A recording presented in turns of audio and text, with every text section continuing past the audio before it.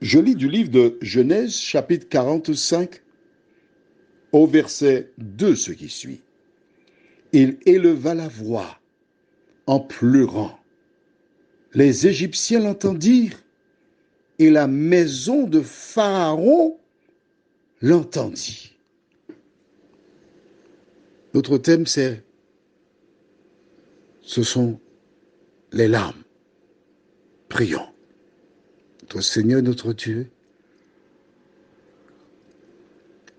Joseph exigea que les gens sortent.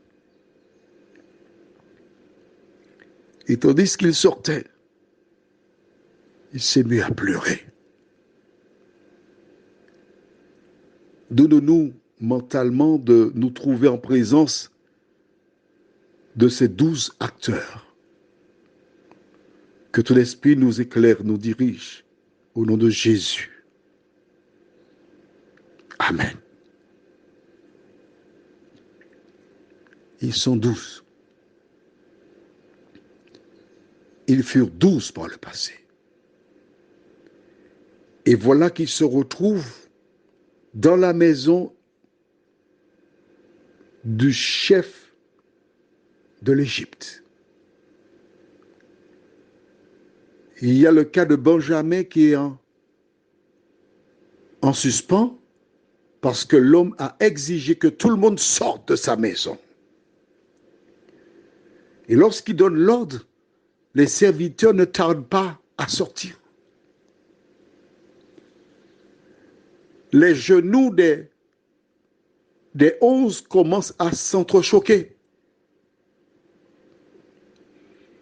parce que le stress monte.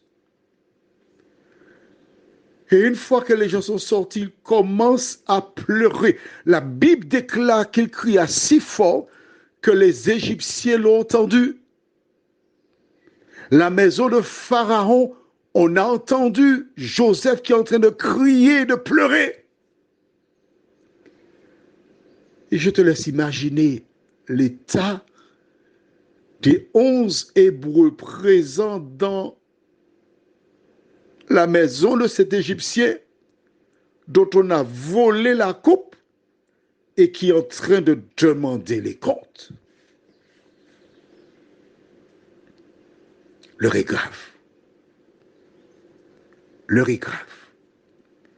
Parce que la première fois, parce que Joseph avait déjà pleuré, mais cette fois-ci, il a non seulement pleuré, mais il a crié.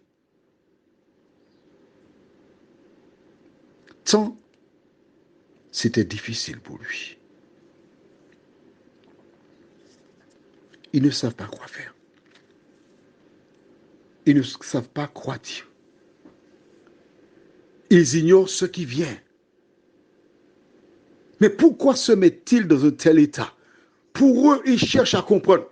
Rappelle-toi, quand on les a emmenés chez Joseph, que s'est-il passé?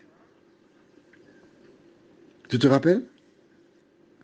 Et oui, ils ont commencé à se poser toute espèce de questions. Ils disent oui, c'est pour nous tenir, c'est pour tomber sur nous, prendre nos ânes, pour faire de nous des esclaves, etc. Ils cherchaient à comprendre pourquoi ils étaient là. Mais là, quelque chose de grave se passait. Ils étaient dans l'ignorance. Tu ne sais jamais, quand tu poses des actions, quelles seront les conséquences. Tu ne sais pas. Tu ne sais pas. D'où la nécessité pour toi de bien réfléchir, ne pas poser des actions qui risquent de faire mal aux uns et aux autres. Prions. Seigneur, quand Joseph éleva la voix, pleura, cria, ce n'était pas de la comédie. il commençait à faire le deuil des 13 années de souffrance. Le fait de voir ses frères d'échanger a déclenché quelque chose chez lui.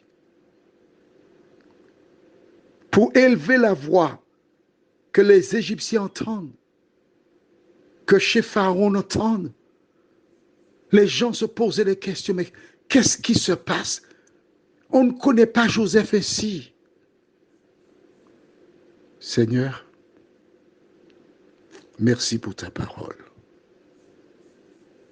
Merci pour ta présence dans nos cœurs. Continue de nous faire du bien, nous t'en prions. Continue de nous assister. Au nom de Jésus et pour ta gloire éternelle. Amen. Je te souhaite une bonne nuit. Et si tu as fait de la peine à quelqu'un, présente tes excuses. On ne sait jamais ce qui peut se passer.